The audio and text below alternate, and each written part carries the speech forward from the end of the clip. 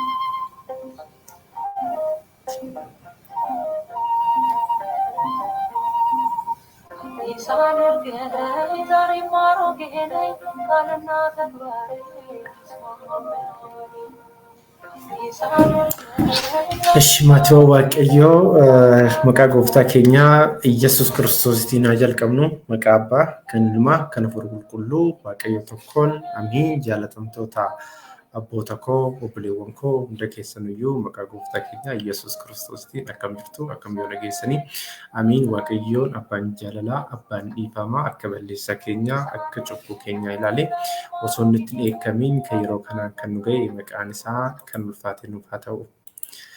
Egaa akkuma mata duree irratti argitanitti maqaa balleessii waan jedhu irratti haasofna jechuudha. Osoo kana hin haasaniin dura mul'ata Yohaannis boqonnaa 12 lakkoofsa 7 irraa kaasee isin haa dubbisu. Achiin booda immoo achi keessaa isa ijoo ta'e bakka har'a waan ani haasa'u wajjin wal qabatu wajjin haasofnu keessaa fudhanna jechuudha. Isaas jalatti barreessi kana jechuudha. Achi keessa hin fudhe jechuudha himicha. Isa kana immoo wanta fudheefan qaba. Isa booda wajjin ilaalla jechuudha gaafa wajjin ilaalla deemna. Akkana jedha mul'ata Yohaannis boqonnaa 12 lakkoofsa 7 irratti akkana jechuun eegala. Kana booddees samii keessatti lolli ni ka'ee Mikaa'el ergamoota isaa wajjin bineensa akka jawwee sanaan ni lolee. Bineensichi akka jawwee sunis ergamoota isaa wajjin deebisee isa ni lolee. Bineensichi mirga hin arganne deebi'ees isaaf ergamoota isaatiif samii keessatti iddoon hin argamnee fi bineensichi guddichi akka jawwee sun bofni bara durii inni diiyaabiloos seexanas jedhame inni guutummaa biyya lafaa wallaalchisuu gara biyya lafaatti gadi ni darbatame. Ergamoonni isaas isa wajjin gadi ni darbatamanii. Ani immoo samii keessaa sagalee guddaa tokko nan dhaga'e. Innis amma fayyinni aangoon mootummaan kan Waaqayyoo keenyaa Aabonis yookiin aangoon kan masii isaati ta'eera. Hadheessituun obboloota keenya inni halkanii fi guyyaa Waaqayyo keenya duratti isaan hadheessaa ture immoo gad darbatamee jira jedha. Isa kana keessaa ani kan fudhadhe isa maal jirudha jechuudha.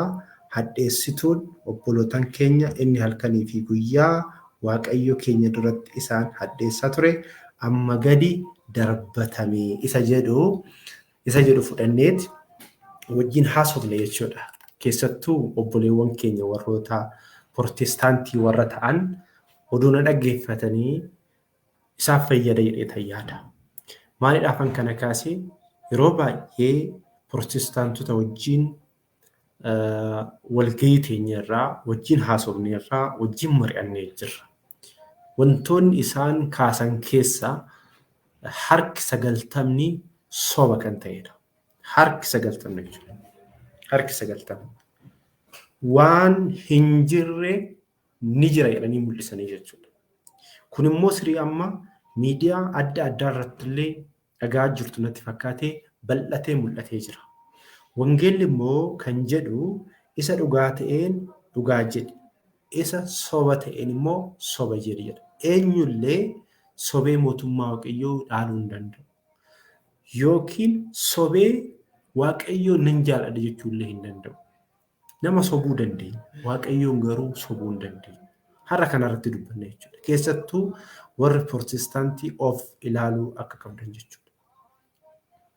Waa'ee barumsa mana amantaa Ortodoksii keessatti isaan waan ofii isaaniitii barsiisan san dhugaa fakkeessanii uummata fuulduratti mul'achuudhaaf barumsa Ortodoksii yeroo isaan xureessan argaa jirra jechuudha.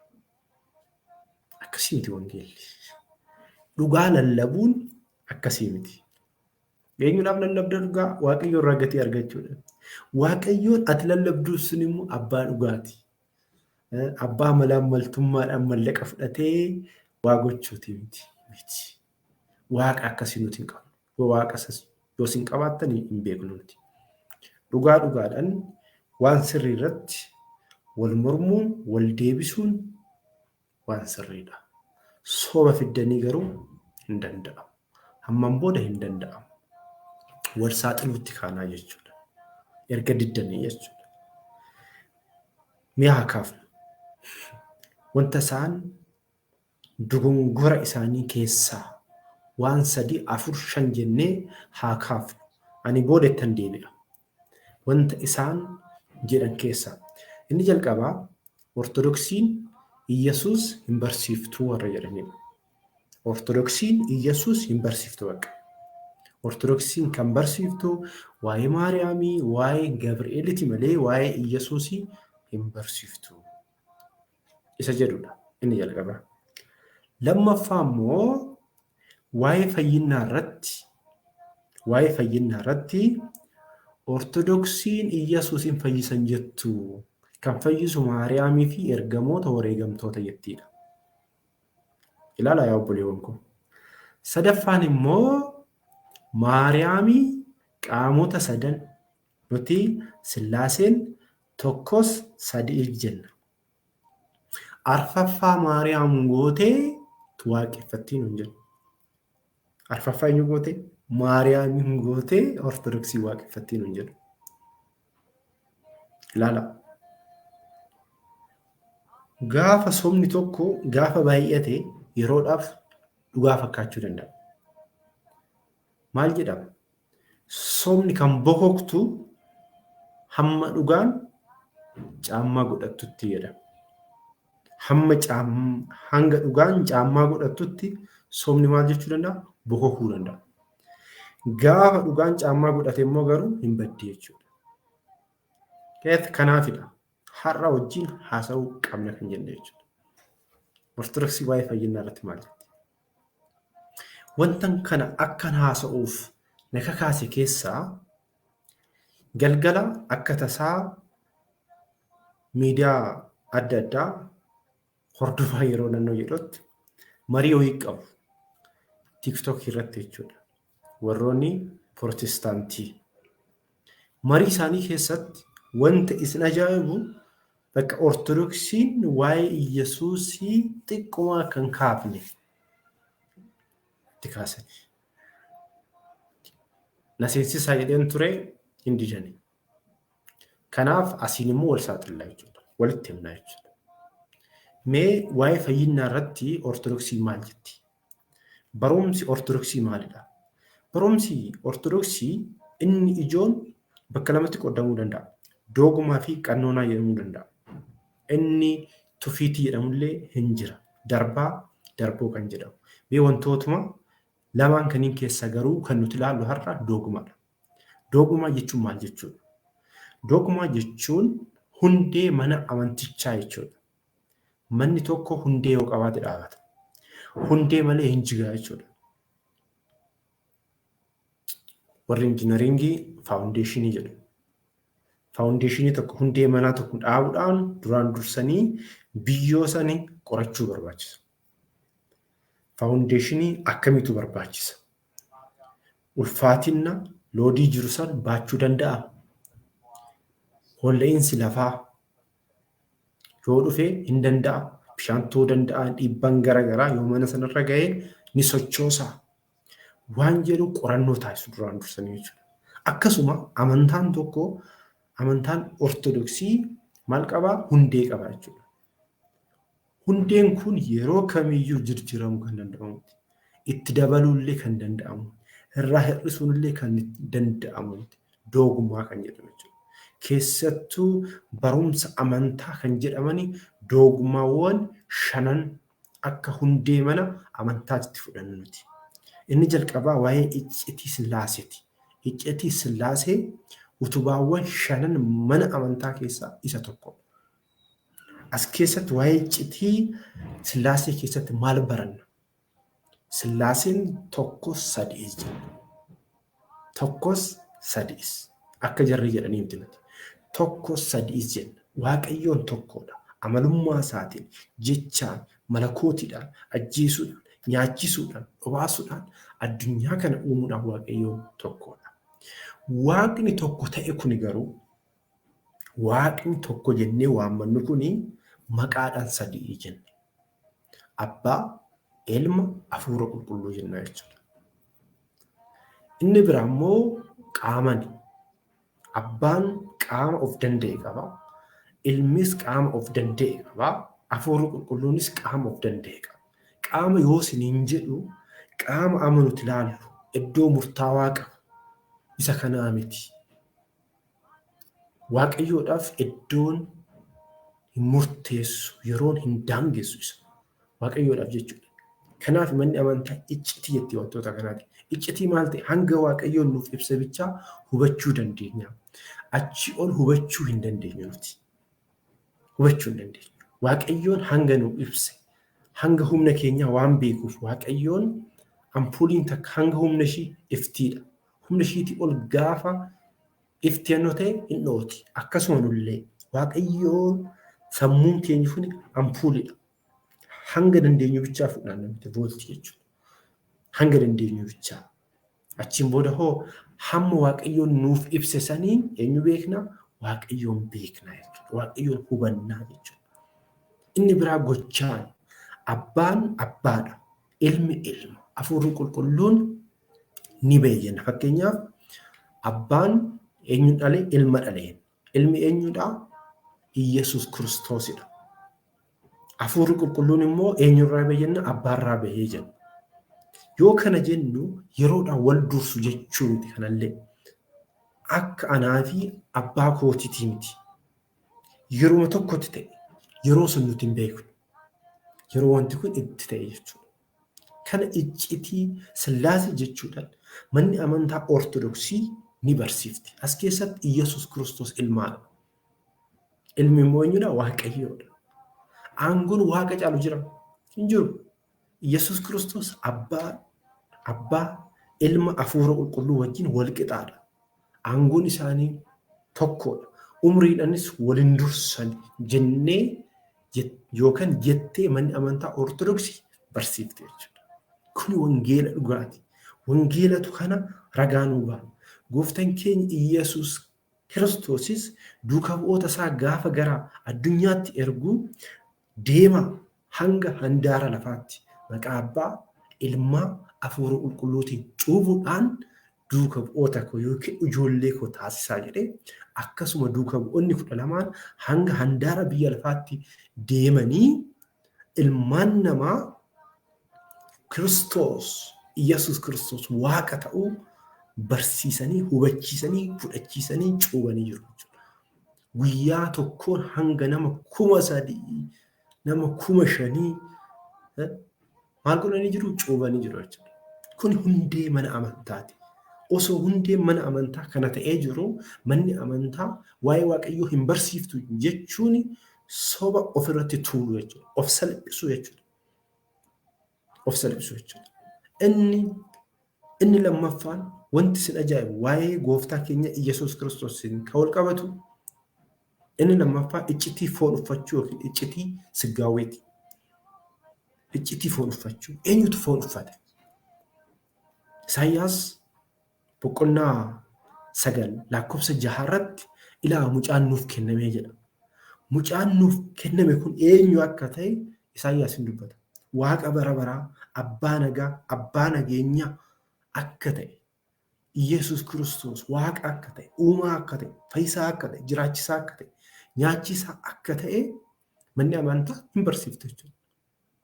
Hin barsiifti manni amantaa. Barsiisuun immoo dirqama isheeti. Mana amantaa kan hundeesse eenyudha? Isaa Kiristoosidha. Dhiiga isaatiin hundeesse. Dhiiga isaatiin bilisa baase. Hin laalla bulana hojii. Waa'ee fayyinaa keessatti jechuudha. Kana manni amantaa jecha kana waan sin ajaa'ibuu fi ibsuudhaaf manni amantaa tawaahedoo jetti. Maaltu tawaahede? Qaamni lama walitti dhufee tokko kan ta'e maalidha? Eenyudha ree? Maaliif tawaahedoo jettee waamtire tawaahedoo?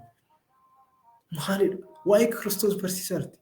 Gooftaan keenya Iyyasuus Kiristoos waaqa gonkaa nama gonkaa ፍጹም አምላክ ፍጹም ሰው jettiin foon waan uffateef nama ta'e osoo jiru waaqadha. Waaqa ta'e osoo jiru namaadha jetti.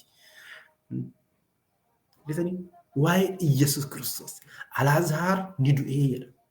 Alaazaar nama Iyyasuus Kiristoos hin jaalatamu ta'ee ni boqote guyyaan gaafa gahu. Obboleewwan isaa Maariyaamii fi Maartaa akka jedhaman kitaabni qulqulluun nuuf ibsa. Guyyaa muraasaan booda gooftaan keenya Iyyasuus Kiristoos du'ee akka dhaqes kitaabni qulqulluun nuuf ibsa jechuudha. Nama waan ta'eef foon waan uffateef maaliidhaaf akka foon uffatee gulan ilaalla. Alaazaar eessa dhaqee jedhee gaafate. Amala maaliitu kun? Amala fooniiti kun. Booda garuu iddoo san dhaqee iddoo awwaala san dhaqee Alaazaar ka'e jedhee. Kitaaba qulqulluu irratti gaafa warroonni du'anii sagalee Waaqayyoo itti dhaga'anii ni dhufa jedhee raajiin dubbatameera. Raajii san immoo fixamate Kiristoos.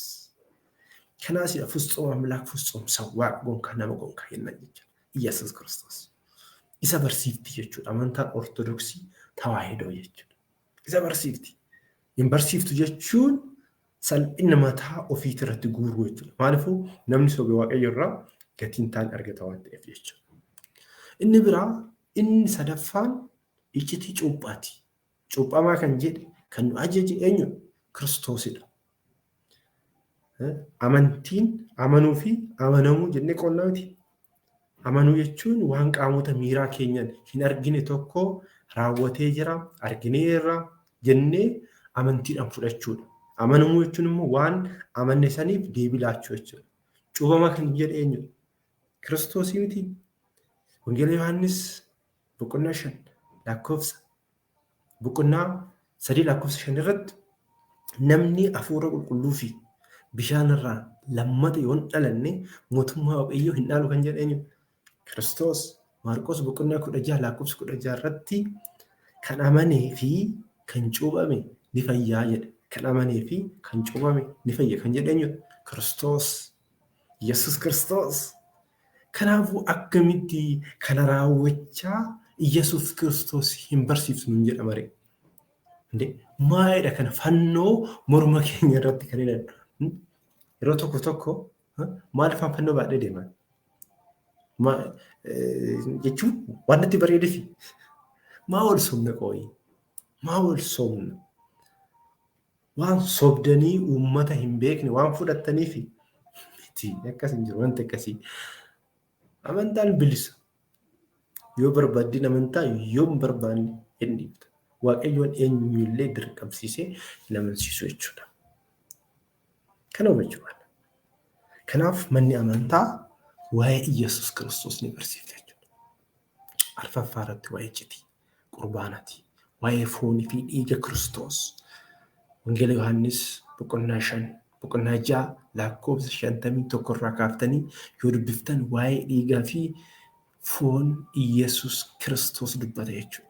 Namni dhiiga isaa nyaate, namni dhiiga isaa dhugee foon isaa nyaate jireenya bara baraa akka argatu, Iyesuus Kiristoos wajjin akka jiraatu hin ibsaa jechuudha. Kana barsiisaa koorsii isheetiin adda qoqqooddee barsiisti. Akka warra kaawwanii walitti hin dhooftu. Akka warra qaalluu yookiin warra machaa'ee hin dheechiftu Ortodoksiin sirna qabdi. Maal? Kiristoositu nu barsiise. Sirna qabna nuti. Naamusa qabna nuti. Naamusa kiristaanummaa. Namni barbaadu dhufee barachuu hin danda'a. Koorsii mataa isaatiin. Manni kiristaanaa mataadhaan koorsii waa'ee barumsa amantaa, utubaa amantaa, citoota mana kiristaanaa, seenaa mana kiristaanaa, waa'ee uumamaa jechuudhaan adda qoqqooddee ijoollee ishee barsiifti warra barachuu barbaadeef warra fayyina barbaadaniif jechuudha. Kanaaf manni amantaa waa'ee Iyesuus hin barsiiftu jechuun of gowwoomsuudha jechuudha. Inni dhumaarratti waa'ee du'aa ka'umsaati. Waa'ee du'aa ka'umsaa jechuudha. Gaafa Kiristoos murteedhaaf biyya lafaa kanarratti murteessuudhaaf dhufu ilmaan namaa iddoo jiranii gariin misirroo gooftaa keenya Iyesuus Kiristoos argachuudhaaf ka'u. Gariin immoo murteedhaaf ka'u. Kana barsiifti manni amantaa. Murteedhaaf kan dhufu eenyudha? Iyesuus Kiristoos. Aangoon ilma harka akka jiru, ilmi murteessuu akka danda'u, murtoodhaafis kan dhufe ilma akka ta'e dubbateera. Isa saniif immoo mallattoon nuuf himameera. Wangeela Maatiyoos boqonnaa 25 irratti jira. Hunda isaa yoo dubbiftan waa'ee kana argachuu dandeessa. Murteedhaaf kan dhufe eenyudha? Kiristoos. Alfaa Omeegaa ilma dubroo Maariyaam. Isa jilbiiffannuuf san. Isaaf jennee fannoo baannu kanaadha. Isatu naaf fannifamee jenna. Kanaaf warroonni sobduu nu sobuun qaban jechuudha. Kuni saalfiidha sirii. Yeroo baay'eetti kolfaa. Baay'ee jechuudha. Isin hafaa ganaa isin hafaa. Akkuma daa'imti takka akaayiin beektu. Akaayii nyaachuudhaaf ilkaan baasuu qabdi. Yookiin maal cimmitee galli qabditeeti. Akkasan jedhan jechuudha. Ilkaan baasaa duraa.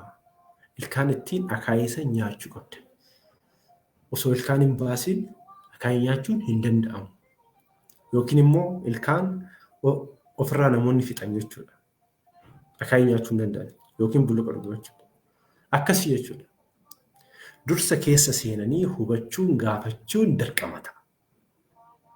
Sana booda Ortodoksiin akkana gooti jedhanii namni akkasitti taase hanga ammaatitti gaafii sirrii Pirotestaantiin gaafate nagarra. Gaafichi tokko bichaadha. Isa yeroo biraa taasisanii kaasan. Sunuyyuu dogongoraa warroota Ortodoksii keessa jiranii wangeela hin hubanneedhaan wantoota faca'anidha. Wanta lama jechuun danda'a. Inni jalqabaa waa'ee alkooliiti. Inni lammaffaan waa'ee taabotaati. Isa yeroo biraa wajjin haasa'uu dandeenya. Ortodoksonni baay'een ilaalcha sirrii akka hin qabne nan beeka kana. Waan wangeelan ala ta'e jechuudha. Isaan ala barumsi mana amantaa Ortodoksii bishaan qulqulluudha. Bishaan qulqulluu jechuudha. Bishaan qulqulluu san argachuudhaaf immoo obsa si barbaachisa. Naamusa si barbaachisa. Of gadi qabuu si barbaachisa. Kiristoosin argachuun. Warroonni sobduun akka dhufan immoo wangeelli dursee abbaan manaa mataan mana kiristaanaa kan hundeesse dhiiga isaatiin kan bite Kiristoos nu akeekkachiiseera. Kana beekuu qabna kiristaanonni jechuudha. Kana hubachuu qabna. Waan nutti iyyaniif waa'ee maqaa Kiristoos waamedhaaf miti.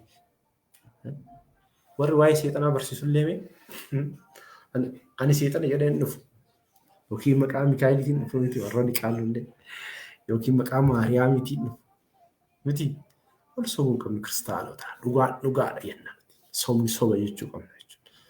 Kanaaf manni amantaa hundeen isheetiyyuu kiristoosidha waa'ee kiristoos barsiiftii kiristoosiin lallabdi jechuudha.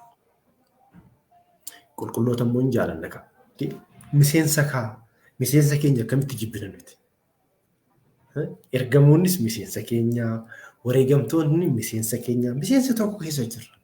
Eenyu waaqessuu isaanillee Kiristoos waaqessuu, nullee eenyu waaqessina Kiristoos waaqessina. Isaanis qulqulluu jedhanii Kiristoosiif jilbiiffatu. Nus Kiristoosiif jilbiiffanna. Kanaaf miseensa keenya waan ta'aniif immoo hin jaalannu. Qulqulluu Phaawulos, qulqulluu Phexros wanti jaalannu maalidha? Addunyaa kana gataniiti Kiristoos fuuldura bahani. Fuuldura bahuu miti ifa kan ta'e wangeela nuun gahan jechuudha. Kanaaf hin jaalannu. Qulqulluu jennaan nuti akka warra kaawwanii maqaadhaan hin waamu. Qulqulluu Phaawulos jenna. Qulqulluu Phexros jenna. Eenyutu qulqulleessa isaanii? Kiristoos. Kiristoos waan jaalannuuf isaan jaalannaa jechuudha. Kana wangeelli sirriin of gadi qabna. Kiristoos har'a warri of gadi qabani bor ol jedhu jedhee waan nu barsiiseef jechuudha. Kana beekuu amina kiristaanota.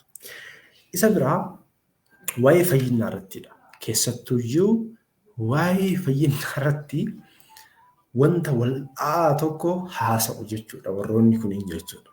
Ortodoksiin maal jetti garuu waa'ee fayyinaa irratti beektu? Ortodoksiin fayyina bakka lamatti qooddi. Fayyina raawwatee fi fayyina adeemsarra jiru jetti. Maal isiniin jedhee? Fayyina raawwatee fi fayyina adeemsarra jiru. Inni raawwate sun maalidha yoo jennee sababa Addaamiin cubbuu ilmaan namarratti murtaa'ee jechuudha. Addaamiidhaaf Waaqayyoon gannat keessatti wantoota hunda uumee fi waan hunda nyaadhu dhugii garuu muka kan hin nyaatin jedheera. Mukni sun immoo maal ibsiti yoo jennee jaalala Addaamii fi Waaqayyo jidduu jiru ibsiti jechuudha. Waaqayyoon uumuudhaan, nyaachisuudhaan, jiraachisuudhaan, iddoo mijeessuudhaan Addaamiidhaaf jaalala qabu ibsee jira.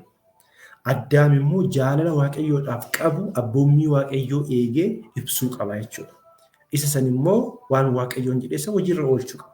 Waaqayyoon immoo kan jedhe maalidha? Muka kana hin nyaatinidha. Sidaafis Addaam kanaafuyyuu Addaam Waaqayyoon yoo jaallate muka san nyaachuu hin qabu jechuudha. Nyaachuu hin qabu. Malee Waaqayyoon Addaamiidhaaf mukni suni waan guddaa ta'e yookiin wanta guddaa Waaqayyootti wanta guddaa ta'eeti miti. Haa ta'u garuu Addaam waggoota muraasaaf waggaa 7 bichaadhaaf abboommii kana eege kanaan booda hin nyaate duuti bara baraa irratti murtaa'ee jechuudha. Duuti bara baraa irratti murtaa'ee jira. Wangeelli kan nuuf ibsu isa kanaadha jechuudha. Maarree Ortodoksii isa kanaan maal jettiini? Fayyina raawwateedha. Eenyudhaan raawwateedha fayyinni sun? Maalidhaan raawwate? Eenyudhaan raawwate? Ergamoonni maaliif fayyinne? Raajonni maaliif hin fayyifne?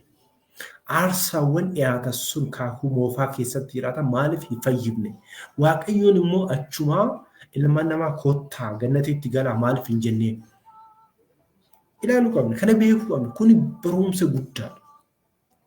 Ani ibsa bichaan har'aaf muraasa isaa bichaa haasa'uu hin danda'u. Waaqayyoon ilmaan namaa kottuu gannatitti galee jechuun hin danda'u. Hin danda'u yoo siniin jedhu beekumsi Waaqayyoo daangaa qaba jechuuti. Amala Waaqayyootu hin dandeechifne.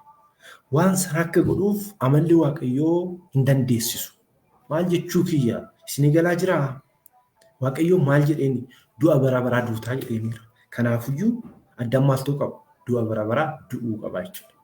Erga Waaqayyoon du'a bara baraa duuta jedheeniin boodatti jecha isaa jirjiiree Addaamiin kottuu gannatitti galee jechuun hin danda'u. Kun amalli Waaqayyoo hin ibsu kana. Hin ibsu. Kanaaf ka maal gochuu qaba? Waaqayyoon ilmaan namaa hin jaallata. Ilmaan namaa bade kana immoo oolchuudhaan maal gochuu qaba? Kottu deebii jechuudhaaf amalli isaa Amalli Waaqayyoo amala sanii miti. Amala jijjiiramuu miti. Abbaan murtii tokko fakkeenyaaf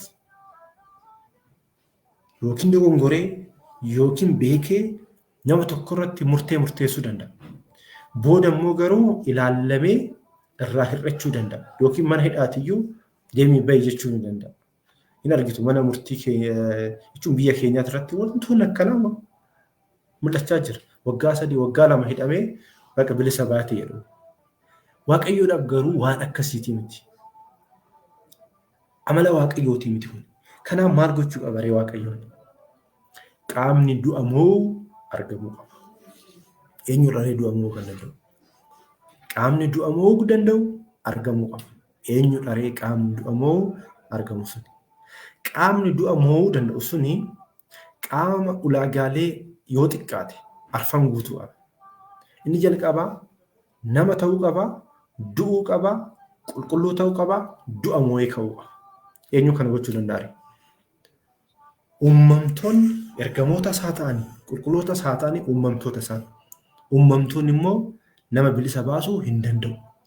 Akka kaakuu moofaatitti dhiiga hoolaa ta'uu danda'a, dhiiga horii ta'uu danda'a.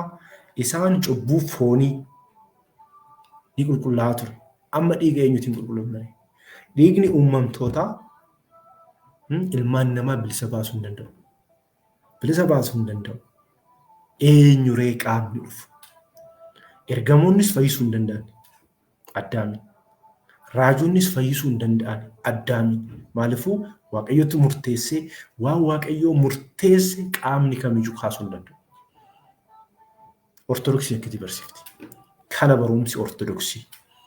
Kanaaf Waaqayyoon ofuma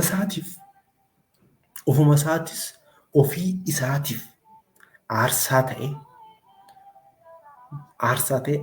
dhiyeessaa ta'e, aarsaa fudhataa ta'e dhiyaate. Kanaaf maal gochuu qaba ree? Foon namaa uffatee akkuma seexanni bofa keessa seenee hewaan dongorsiise sani Kiristoos immoo foon addaamiin dhufatee du'a ilmaan namaa irratti murtaa'e kana maal gochuu qaba? Mo'uu qaba jechuudha. Galanni isaaf haa ta'u. Mootii qananiitiif jechuudha. Akkasitti dhufee Kiristoos. Akkasitti dhufee maal godhe? Duraan dursee raajonni dubbatan. Isaayyaas 7:14 irratti ilaa Waaqayyoon ofuma isaatii milikkita isinii kennaa. Durbi durbummaa isheetiin ni ulfoofti. Ilmas ni deessii. Maqaa isaatis Amaanu'el jettee ni moggaasti. Amaanu'el jechuun Waaqayyoon wajjin jira jechuudha. Kanaadha. Kanaaf Kiristoos foon uffatee dhufee ilmaan namaa bilisa baase jechuudha. Kanaafuu eenyu bilisa nu baase? Kiristoos. Kana mallattoon keenya. Faaja bilisummaa kan qabnu nuti kanaadha. Isatu bilisa nu baase. Ani kan waaqessu isa naaf jecha fannifame sanidha. Qulqullichi Phaawulos akkuma nuti isa fannifame maal goonaa? Lallabnaa jedhe. Kanaaf Kiristoosiin ala ijas hin qabnu, gurras hin qabnu, harkas hin qabnu, miilas hin qabnu. Kana jechuun koo Iyesuus Kiristoos oksijiinidha jechuudha nuuf. Oksijiiniin daqiiqaa muraasaaf osoo dhaabatee maal taata? Duutu jechuudha. Kanaaf manni kiristaanaa hundeen isheetiyyuu Kiristoosidha. Dhiiga isaatiin Kiristoos bilisa baase jechuudha. Kana kan godhe Kiristoos qofa jechuudha. Ilmaan namaa fayyisuu kan danda'e, kan fayyises Kiristoos jechuudha. Ilmaan namaa Kiristoos kana maal godheera? Bilisa baasee jira jechuudha. Ilmaan namaa bilisa baanii jira. Ilmaan namaa kamirrattuu murtaa'e ilmaan namaatirraa ka'ee ilmaan namaa bilisa bahee jira. Isa waaqessa. Ilma dubroo Maariyaam jennaan foon waan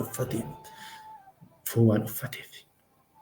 Kanaaf alfaa oomeegaa jinneet eenyu waamna? Kiristoosii waamna. Kanaaf manni amantaa akkana jettee barsiifti. Nun soobinaayee eessaa akka fidan nuti hin beeknu.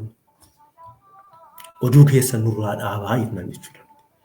Kun fayyina raawwateedha. Har'a cubbuu addaamitiif anis isinis ittiin gaafata. Namni Iyesuus Kiristoos hin amanneeyyuu har'a sa'aatii kanatti amane taanan hin fayyu. Harka isaa jira fayyinni jechuudha. Harka isaa jira fayyinni. Fayyinni laatameefii jira. Kennameefii jira. Iyyasuus Kiristoos addunyaa kana kan fayyise dhiiga isaatiin. Dhiigni uumamtoota ilma namaa fayyisuu hin danda'u. Dhiiga uumaa malee. Dhiiga uumaa yoo isin jedhu dhiiga foonii ilmaan namaatirraa fudhate isa wajjin malakootitu jira. Kanaafidha foonii du'aan sun foon dadhabaan sun malakootii wajjin maal ta'e jabaa ta'e jechuudha. Foonii du'e sun humna malakootiitiin ka'ee jechuudha. Gooftaan keenya Iyyasuus Kiristoos du'a moo'ee ka'ee raawwateera gaafa jedhu qaraanii irratti fannifamee aangoo isaatiin iddoo si'oolii deemee ilmaan namaa hunda isaatu gara gannatiitti deebise. Maqaa isaatiif galanni haa ta'u. Alfaa Omeegaa dhumaa fi jalqaba kan hin qabne kan hin jirjiirramne abbaa nagaa abbaa gaarii mee Isaayyaas boqonnaa 9 lakkoofsa 6 ni dubbisu. Yeroo baay'ee natti tola waan ta'eef jechuudha. Isaayyaas boqonnaa 9 lakkoofsa 6 irratti akkana jedha yaa obboleewwan koo. Mucaan nuuf dhalateera. Ilmis nuuf kennameera.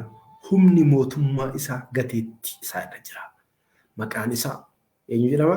Gorsaa, Dinqii, Waaqayyo jabaa, Abbaa bara baraa, Hangafa nagayaa jedhama. Galanni isaa haa ta'u. Galanni isaa haa ta'u. Inni kun immoo akka dhalateefillee ergamaan Gabri'eel dhufee duroo Maariyaamitti dubbateera. Kan dhalate immoo Iyyasuus jedhama. Iyyasuus jechuun fayyisaa addunyaa jechuun qoricha jechuudha jedhamee ragaan nu baameera. Akkasitti barsiifti Ortodoksii Tawaahidoon kan hin dhageenye dhagaye. Kan sobduu nan soba jettee karoorfatte sobi itti fufi. Kan hin beekne garuu hubadhu. Gorsi ani isinii qabu kanaa. Iyyasuus Kiristoos yoo jaalatte hin sobin. Maaliifuu isa yoo jaalatte ati ijoollee Kiristoosiin sobdu. Sobni immoo kan daabiloosi. Yoo sobdi ati ijoollee daabiloosi jechuudha. Dhugaadha hanqinni wangeelaa jiraachuu danda'a. Uummata bira hin geenye kuni beekamaadha. Itti walii gala. Garuu Ortodoksiin barumsi ishee kanaadha. Uummata biraa gahuu dhabuun yookiin rakkoo tajaajiltoota hooggantoota ta'a malee manni amantaa Ortodoksii Itoophiyaa keessa bichaan jirtu. Eertiraa keessa, Gibsi keessa, Hindii keessa, Raashiyaa keessa, biyyoota adda addaa keessa jirti. Ortodoksii jechuun immoo manaa miti. Laphee kiristaanotaa keessa mooticha jiru sanidha. Kiristoosidha. Kanaaf akkasitti hubachuu qabna. Lammaffaan fayyina adeemsarra jirudha. Har'a nuti addunyaa kanarra jirra. Isa kaaniin hundi keenya bilisa baaneerra. Guyyaa guyyaadhaan har'a immoo hojii nuti raawwannu, hojii gaariis haa ta'u, hojii gadhees haa ta'u, guyyaa guyyaadhaan nuuf galma. Hojii gaarii yoo raawwanne ijoollee Kiristoos, hojii gadhees yoo raawwanne immoo garuu akka hin kufneef. Maaliifuu cubbamaan mootummaa Waaqayyoo hin dhaalu jedhameera. Waaqayyoon immoo cubbuu jibba malee cubbamaan jibbu. Kanaaf cubbamicha baraaruudhaaf maal jedhe Kiristoos gaabbii galaa nuun jedhe. Abboota nuu dhiyeesse. Isin kan biyya lafaa kanarratti hiiktanii samiirratti isin hiikamaa. Kan biyya lafaa kanarratti immoo hiitanii samiirratti illee hin hidhamaa jechuudhaan aangoo kenne. Bakka. Kan nurraa eegamu hojii gadhee yoo raawwanne gara Kiristoositti dhiyaachuudha. Qaraanii yoo laaluudha. Ifa manaa godhi jechuudha. Isa fuulduratti jilbiffachuu jechuudha. Inni biraa Ortodoksoota birallee immoo hanqinni guddaan jiru jira. Maaliifuu wangeela waan hin hubanneef, wangeela waan hin beekneef warroonni immoo firfatan jira. Keessattuu iyyuu mee isiniifan dubbisaa. Isaayyaas hojii duuka bu'ootaa boqonnaa dhiifama hojii duuka bu'ootaa hojii duuka bu'ootaa boqonnaa 4 lakkoofsa 12 isa jiru sanii dubbadhee tan bira darba. Boqonnaa 4 lakkoofsa 12 irratti guutuu isaatan isiniin dubbisa. Akkana jedha. Sagalee Waaqayyoo maqaa Waaqayyootiin hojii hojjetu. Fayyinnis Iyesuus Kiristoos duwwaadhaan malee kan biraatiin tokko illee hin jiru.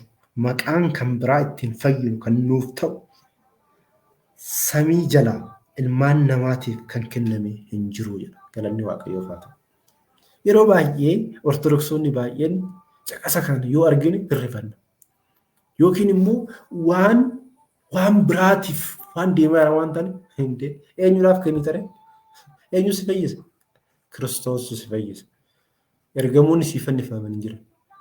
Ergamoonni dhiiga siif dhangalaasan hin jiran. Raajonni dhiiga siif dhangalaasan hin jiran. Maaliif? Dhiigni uumamtoota ilmaan namaa fayyisuu danda'a. Dhaga'i. Jibbitus minnaaf jettu dhaga'i. Kana wangeelas dubbate. Bakka akka fayyinuuf kan nuuf kenname Kiristoosin ala hin jiru. 4 ነጥብ jedhamu hin jiru. Inni fayyisu eenyu akka si fayyise beeke. Wangeela qulqullichi Phaawulos isa kanarratti maal jedhanii akka dubbatan wanti isin ajaa'ibu Phexros fi Yohaannis yaa'ii dura dhaabbachuu isaaniitiin jedha. Wanti isin ajaa'ibu yaa'ii fuuldura dhaabatan. Waa'ee Iyesuus waan barsiisan waaqummaa Iyesuus waan lallabaniif mootota fuulduratti dhaabatan jechuudha dhiyaatan jechuudha. Odoo sodaatiin kaa fayyinni eenyunuyyuu hin jiru eenyu malee Iyesuus Kiristoos malee. Galanni isaaf haa ta'u. Mooticha Qaraaniyoo isaan ala fayyinni hin jiru. Itti nyaadhu dhugi. Kan nu fayyise Kiristoosiin alas hin jiru kana Ortodoksiin gadi qabdee barsiifti.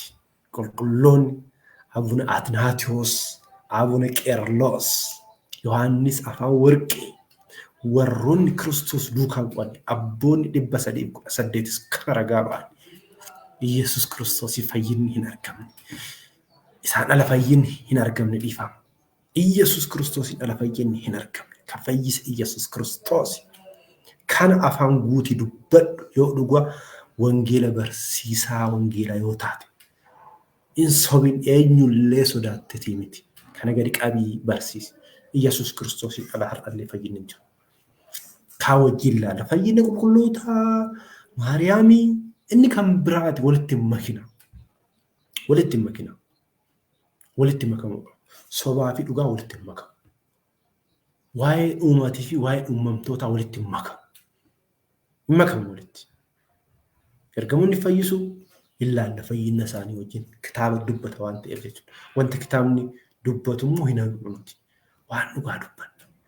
Fayyinni Iyesuus Kiristoosiin malee hin jiru.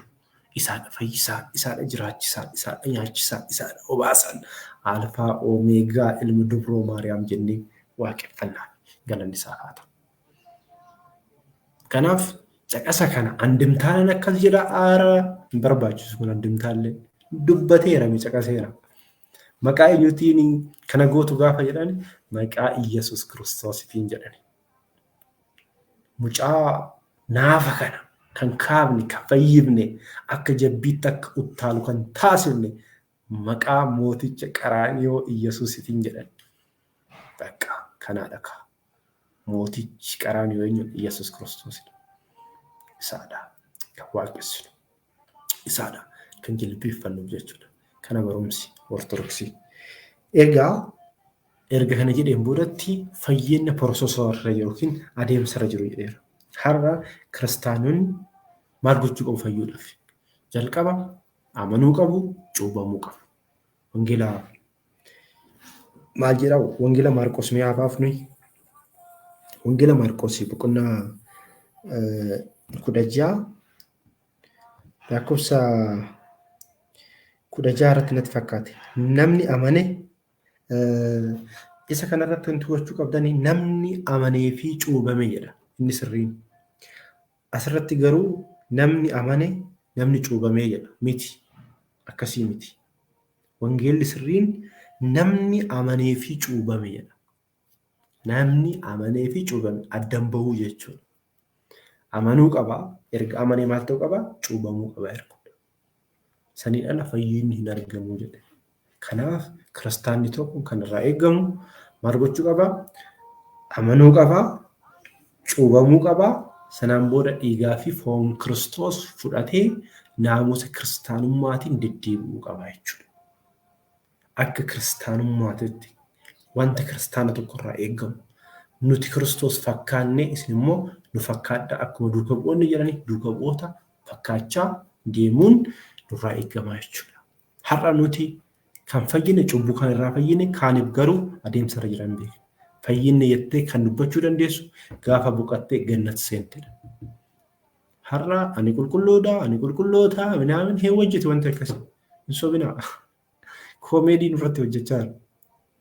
Namni tokko fakkeenyaaf ati ni bareedda gaafa jedhanii hin gammada yookiin ati haaftaamidha ati beekadha gaafa jedhanii hin gammadu. Kun uumamu maali?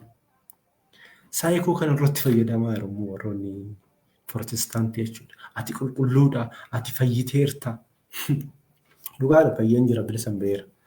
Amma garuu amantii na gaafata. Amantii na gaafata. Waaqayyoon ana fayyisuudhaaf sababa barbaada. Sababa barbaada. Inni fannoo irratti fannifame sun hojiin isaa, seenaan isaa galmee gaariin turre. Galmee gaariin turre. Inni mirgaan fannifames, inni bitaan fannifames. Guyyaa dhumaa irratti garuu maal jedhe? Bara dhufaatii keetii na yaadadhu jedhee Kiristoosidhaan. Har'aas na wajjin gannat galte jedhe. Addaamiin dursee gannat gale. Ariitanii sababa barbaada Waaqayyoon. Phaawulosin akkamitti akka fayyise hin beektu miti. Phaawulosin eessa ture Phaawulos? Gaafa amantaan biyya Itoophiyaa jedhamtu kana seenu hin deebine Phaawulos. Amantii isaa ilaalee garuu fayyise. Kanaaf Kiristoos nu fayyisuudhaaf sababa barbaada. Sababni sun immoo hojii gaarii nuti hojjennudha. Sooma soomuu, sagaduu, hiyyeessa nyaachisuu, hammeenya dubbachuu dhiisuu, machiirraa fagaachuu, wantoota gadheerraa fagaachuudhaan Kiristoositti dhiyaachuudha. Amma feene foon keenya gara cubbuutti nu oofus hanga dandeenyuun hawwiidhaan gara Kiristoositti yoo dhiyaanne inni immoo sababa barbaadeeti nu fayyisaa jechuudha. Abbaa gaarii waan qabnuuf jechuudha. Kanaaf adeemsarra jirra har'a nuti. Har'a amaneen jira eeyyen. Amaneen jira Kiristoos. Kiristoos firdiidhaaf hujuu kan dhufu warra amananitti malee warra hin amannetti miti. Hin jedha kitaabni qulqulluun mee kana dubbata. Maaliif dhufaree Kiristoos eenyuun raffanni saree silaati warri amante qulqulluu taateertaa eenyutu murteessu dhufaree? Kiristoos warri Kiristoositti hin amanne har'aayyuu murtii argatanii jiru. Biyyuma lafaa keessa yeroo jiraniyyuu murtii irratti murtaa'ee jira. Isaan gara si'oolii galuu bicha akka kitaabni qulqulluun jedhutti. Nummoo warra amanne keessaa dhugaadhaan naamota kiristaanummaadhaan warra hin deddeebinetti immoo garuu murtii Kiristoos dhufaa jechuudha. Beela'ee na nyaachiftee, dhoobadhee na obaastee, uffata dhabee natti uffiftee, hidhamee na gaafattee, dhukkubsadhee na gaafattee jechoonni jahaan wangeelaa kun yeroo san dhiyaatu jechuudha. Warroonni gowwoonni maal jedhu yoom beelottee dhuftee, yoom bishaan nu gaafattee, yoom akkas taate jedhu jedha. Kana wangeela irratti dubbata jechuudha. Kanaaf amantiidhaan deddeebi'uun kiristaana kamirrayyuu eegamaa jechuudha. Kanaadha. Kanaaf amma nuti wanti soomnuuf isatti dhiyaachuudhaaf deemnaa jechuudha. Guyyaan waamicha keenyaa yoo ga'e addunyaa kanarraa ni deemna yeroo san yookiin gannat gallaa yookiin si'oolii gallaa jechuudha. Gaafa Kiristoos murteessaa dhufu immoo warroonni gannas keessa jiran gara mangista samaatii yookiin mootummaa bara baraa sanitti galu jechuudha. Amma gannati iddoo boqonnaati. Ilmaan namaatiif garuu kan uumamte mootummaa Waaqayyoo ishee sanidha. Ishee san dhaaluudhaaf jechuudha. Kanaaf wal sobuu hin qabnu. Kiristoosin ni barsiifna nuti.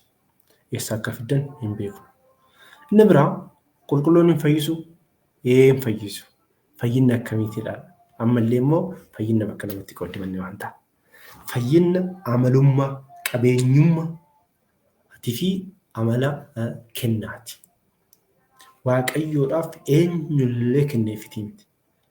waaqayyoodhaaf qabeenyummaa amalummaa isaati fayyisuu waaqayyoodhaaf amalummaa isaatidha. Qulqulloota afur kennaadha.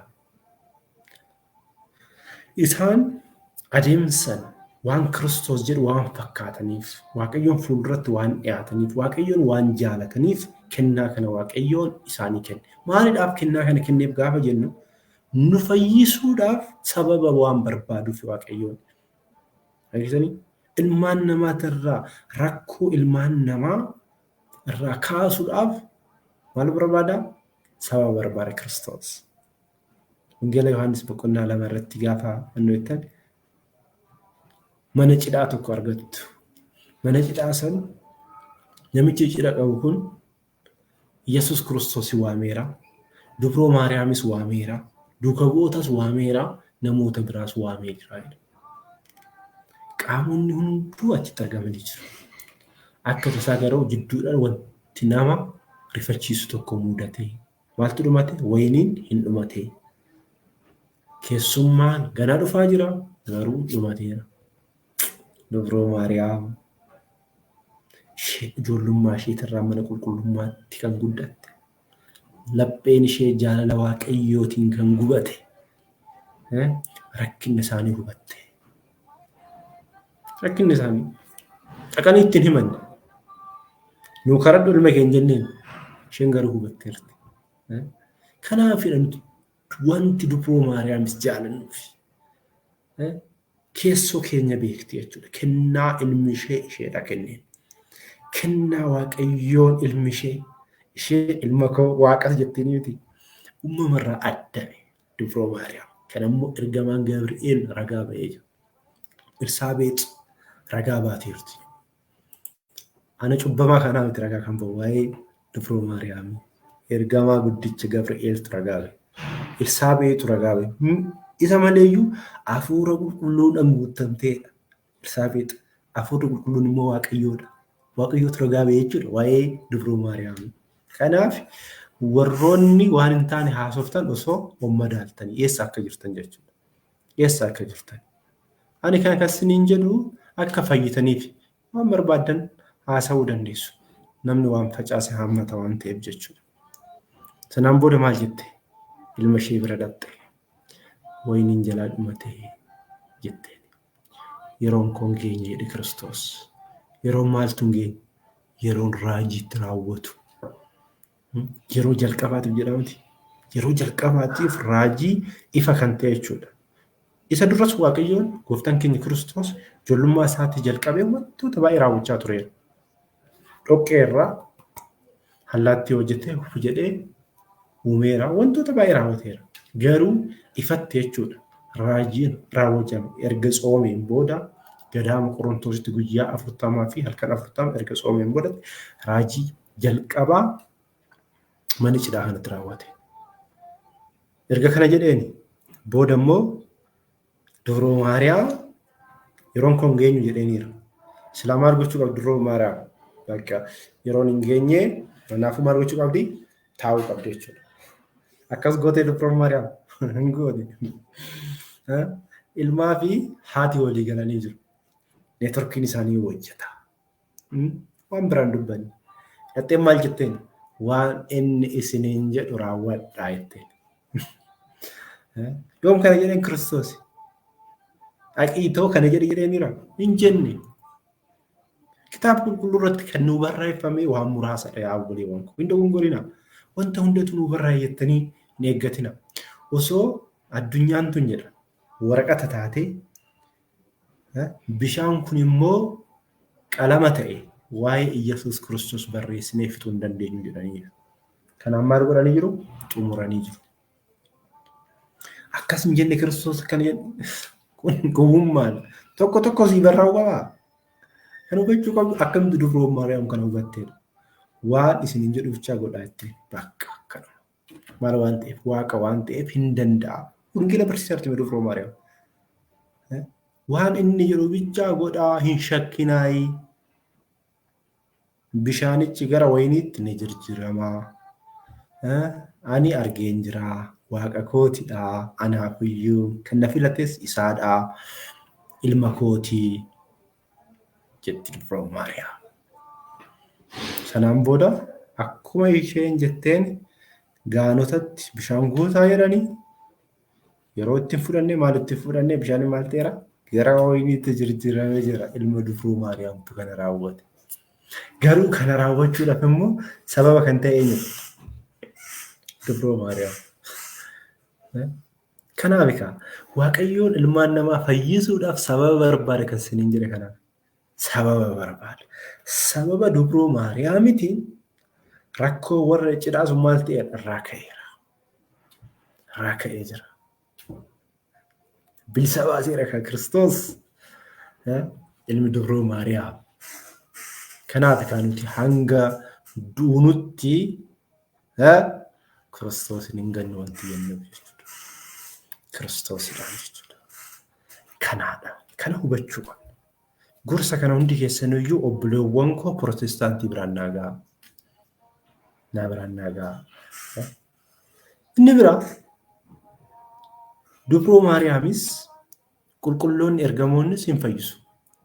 Fayyinni isaanii fayyinna kennaati.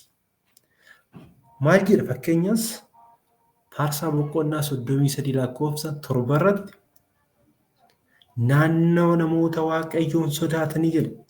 Ergamoonni Waaqayyoo hin buufatu ni fayyisu jedha. Hin fayyisus hin fayyisu.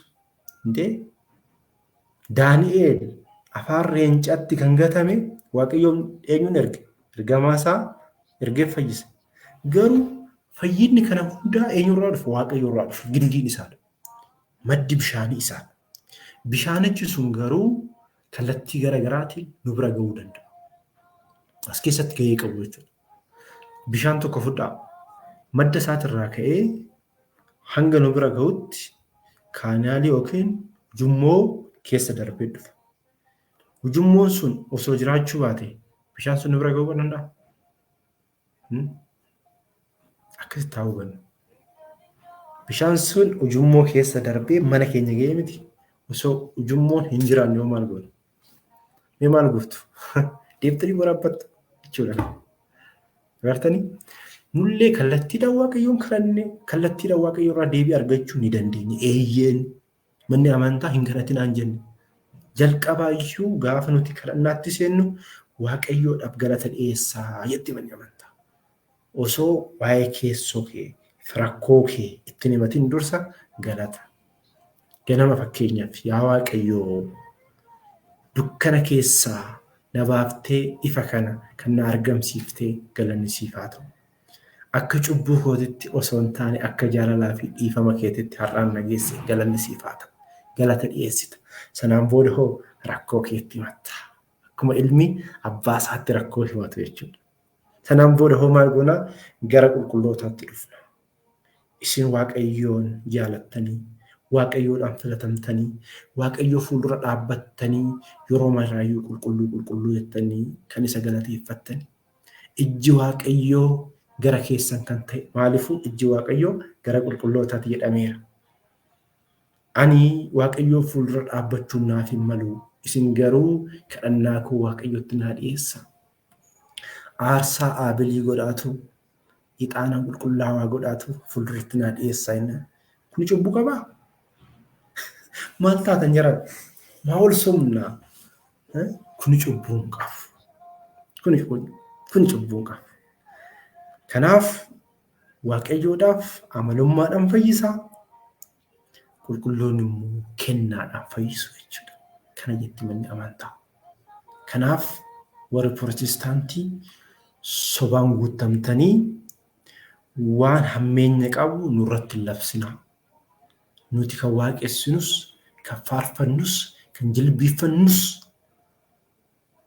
eenyuudhaaf? Ilma Dubroo Maariyaamiitis. Ilma Dubroo Maariyaam yoo jennu abbaas ilmas hafuura qulqulluus waamaa jirra. Waaqayyootu nu fayyise. Waaqayyoon qoricha. Qaamota sadan keessa qaama tokko dhufe. Gaafa jennu abbaan nuuf fayyifne jechuu keenya miti. Yaadni abbaa kan ilmaa kan hafuura qulqulluu tokko. Waaqa tokko qabna malee waaqa sadiis hin qabnu miti. Kana beeknee hubannee yoo nu ta'e waa'ee amantii keessanii bichaa barsiisaa. Akka feetanitti barsiisuu mirga qabdu. Yoo dandeessani dhugicha hubadhaa ta'u Pirotestaantonni warroonni paasteroonni baay'een hubachaa jiru yeroo ammaa. Hin hubatu ganaa hubatu. Maaliifuu Ortodoksota turaafe malee osoo Ortodoksoonni wangeela babal'isanii garuu nyaattonni baay'een warroonni qarshiidhaaf jecha wangeela lallaban waan jiraniif wangeelatti fudhaan ta'eera. Kanaafiyyuu sobuun sirrii miti. Kitaaba qulqulluu irratti hadheessituun obboloota keenya inni halkanii fi guyyaa waaqayyoo keenya duratti isaan hadheessaa ture amma immoo gadi darbatamee jira jedhameera waan ta'eef raajiin kun isiniif akka hin taane sodaan qaba jechuudha. Warroota musliimatiif illee immoo ittan dhufa yeroo biraa. Har'aaf Pirotestaantota. Miidiyaa irratti utaaluudhaan kaan jechuudhaan raajii dubbanneerraa akkas taaneerraa akkasii hojjetu wanta akkasii. Kiristoos raajii raawwadheera jettee fuuldura dhaabbachuu hin danda'amu. Maal hojjettee dhufteera Kiristoos? Asi gaafatu. Anas illee kanuma. Ishii poolisoo bulu. Kanaaf amantaan Ortodoksii amantaa dhugaa akka taate. Warroonni kun amantiidha. Amantiin immoo ilaalcha namaatiin gaggeeffama. Kanaaf adda ciccitaaru akka carqeecha. Achittis. Kana hubachuu qabna. Qannoonaa irratti rakkoon hin jiru. Qannoonaa mana amantaa irratti gaaffii yoo jiraate isa yeroo biraa wajjin ilaallaa jira. Wanti amma ilaallee hundi isaatu doogma mana amantaati jechuudha. Kanaaf haala kanaan haa hubannu. Warroonni Ortodoksiitti illee immoo deemtanii waa'ee fayyinaa gaafa kaasan ergamoota irratti bichaa fiiddanii too hin maxxanfamina. Dursa fayyina dabaasaa. Waaqayyoon ala fayyinni hin jiru. Hin jiru. Hin jiru. Garuu warroota waaqayyootti amanan waaqayyoon ilmaan namaa fayyisuudhaaf sababa barbaada waan ta'eef qulqulloota isaatiif kennaa kenneera. Kennaa saniin immoo isaan fayyisuu danda'u jechuudha. Kennuu danda'u. Fakkeenyaaf abbaan tokko kan inni dubbataniiru miidiyaa irratti yoo dhaggeeffattan namni tokko mana yaalaa deemee haa jennu.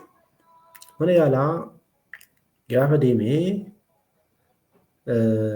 ergaa maal akka dhukkubsatu ilaallameen booda qorichi ajajameefira. Qoricha kan ajajame nama yookiin Dooktora Gammachuu jedhamu haa jennu. Namni sun dhibee sanarraa fayyeera. Namichi sun amma osoo argee osoo karaa deemu Dooktor Gammachuu karaa irratti argee isatu na fayyisee jedha. Maaliidhaaf? Kan ajajeef isa. Kana fudhu akkana fudhu. Garuu kan namichi sana fayyisee eenyudha? Kiniinii saniidha. Kiniinii ajajame saniidha malee Dooktor Gammachuu liqimseetii miti namni sun. Argisanii miti? Kanaafuu kan fayyisu Waaqayyoodha. Maddi waa hundaa Waaqayyoodha. Waaqayyoo fi uumamtoonni akkamitti wal madaalu? Maayikiroo sekondii takkaaf iyyuu yaaduu qabu. Kana yaadna ta'een kun shakkummaadha. Ergamoonni hin fayyisu gaafa jennu akkamitti fayyisuudha? Qulqulloonni hin fayyisu gaafa jennu akkamitti fayyisu? Kan Waaqayyoo immoo beekamaadha. Amalummaa isaatiin fayyisa jechuudha. Kanaaf isa kanaadha. Kana hubannee walaa hubachiifnu hin jedhaa. Waaqayyoon abbaan jaalalaa, abbaan dhiifamaa hunda keenya wajjin haa ta'u. Inni abbaa jaalalaati. Inni abbaa dhiifamaati. Akka balleessaa keenya ilaalee osoo nutti hin eekamin akka dhiifamaa fi akka jaalala isaatti hunda keenya wajjin haa ta'u hin jedhaa. Namni gaafii qabaattan yoo jiraattan jalatti barreessuu hin dandeessu. YouTube'n koo immoo isa kanaaf miti maaliifuu achiin namoonni baay'eedhaaf hin rakkisa waan naan jedhaniifan asin laayivii seenee viidiyoo kana immoo YouTube irrattan erga waan ta'eef YouTube'icha seentanii ilaaluu dandeessu. yuutuubicha liinkii isaa immoo isiniifan kaayaa Ortoo Miidiyaa jedha isa gubbaa kanatti deemaa jirudha yookiin immoo garbicha waaqayyoo jettanii yoo seentan argachuu dandeessu. Liinkii immoo isiniifan kaayaa sheerii waliif godhaa. Inni naaf hina ani birrii argachuuf miti. Waaqayyo haa galatu. Waan na jiraachisu na hin qabu. Garuu sagalee waaqayyoo babal'isuu qabna yeroo fakkaachuudhaaf. Namoonni yuutuubii kanarratti immoo wajjin hojjannoo hojjettan mirgaadha bilisaa. Kanaafuu haala saniin haa hubannu. Nageenyi waaqayyoo hunda keessa wajjin haa ta'u. Dhugaa fudhaa. Dhugaa shakkina fudhachuudhaaf. Dhugaan ilmoo waaqayyootiidha waan ta'eef jechuudha. Uummanni keenya jaalalli waaqayyoo hunda keenya wajjin haa ta'u. Yeroo biraas wal arguu dandeenya ta'a. Nagaan naaf tura. Baay'een isin jaaladha. Abbaan jaalala abbaan dhiifamaa Iyesuus Kiristoos ilmi dubroo Maariyaam hunda keenya wajjin haa ta'u. Nagaan naaf tura.